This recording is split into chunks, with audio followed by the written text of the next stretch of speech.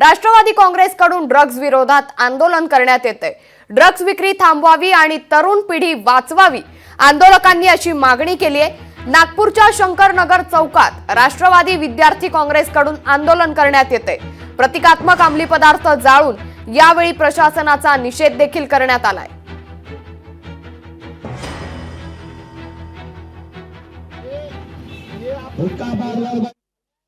नागपूर शहरामध्ये अवैध बार, टेरेस बार, पब, हुक्का पार्लर याच्या विरोधामध्ये विद्यार्थी काँग्रेस, युवक काँग्रेस आणि राष्ट्रवादी काँग्रेस पक्ष यांनी आज आंदोलन छेडलेलं आहे।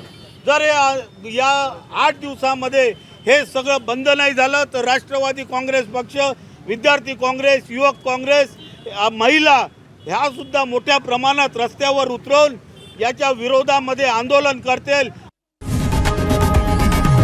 लोकशाही मराठी ऐका, पहा, जागरूक रहा।